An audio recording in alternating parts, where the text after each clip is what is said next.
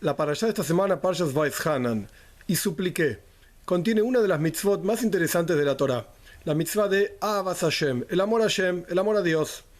Ahora bien, una mitzvah, el concepto de una mitzvah es que es una obligación de hacer algo, una mitzvah positiva, o una obligación de no hacer tal o cual cosa, una mitzvah negativa, prohibitiva. ¿Cómo puede uno obligar a amar?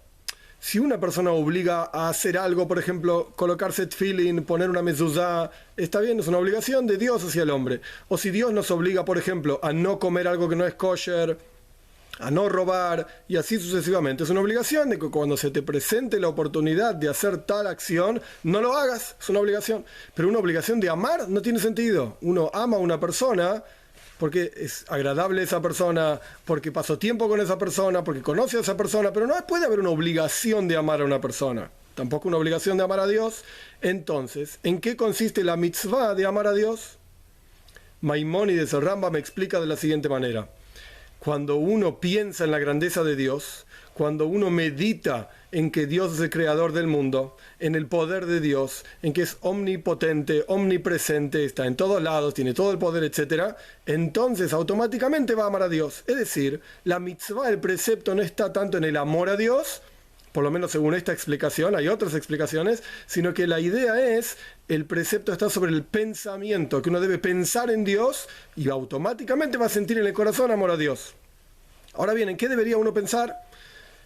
El versículo anterior al versículo que habla del amor a Dios es un versículo famoso en la Torá. Shema Israel, Hashem Elokeinu, Hashem Echad. Escucha Israel, Dios nuestro Señor, Dios es uno. Escuché una vez de un rabino muy importante que si uno tuviese que pensar, si uno fuese a pensar todo aquello que está escrito sobre este versículo en la Torá por las diferentes generaciones de sabios, uno estaría una semana entera pensando en este versículo nada más. Quiere decir que hay muchísimo escrito sobre él, pero por lo menos una idea. Shema Israel no solamente escucha, sino que entiende Yehudí. Todo Yehudí tiene que entender que Hashem Elokeinu. Hashem se escribe con 4 letras, Yud, Kei, Vav, Kei. Y es un nombre de Dios que simboliza la infinitud de Dios. Como Dios trasciende el espacio y trasciende el tiempo. En el lenguaje de nuestros sabios, Hayá, Jové, Veie. Dios fue, es y será, aquello que trasciende el tiempo.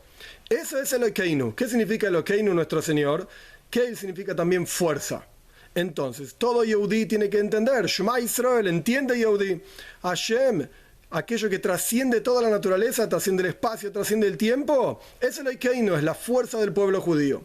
¿Y cómo se llega a sentir esto en el corazón de cada persona? A través de pensar que esa fuerza infinita que es Hashem, Yud, Kei, Vav, Kei, es Echad. Se revela también en la creación. En cada uno de los detalles de la creación uno puede ver y entender, si solamente se detiene a pensar, que todo el universo entero fue creado por una sola entidad, por un solo jajam, por así decir, una sola sabiduría, un solo sabio. Porque vemos en todas las criaturas que tienen cosas similares entre ellas y diferentes ideas que nos pueden llevar a pensar, inclusive racionalmente, que Dios es uno y que es la fuerza vital de toda la creación. A través de pensar, de detenerse y pensar y meditar en que Dios, que es uno, es infinito y es la fuerza vital de cada uno de nosotros y de toda la creación entera, automáticamente continúa el versículo diciendo: Ve'ahavtas Hashem Elokejo. Vas a amar a Dios tu Señor, así como una persona quiere y aprecia a quien uno sabe que es un gran sabio sobre un determinado tema, cuanto más aún con Dios, que es el sabio de todos los sabios, el santo bendito sea, que a través de pensar en Él y meditar en Él, vamos a llegar a cumplir esta mitzvah del amor a Dios.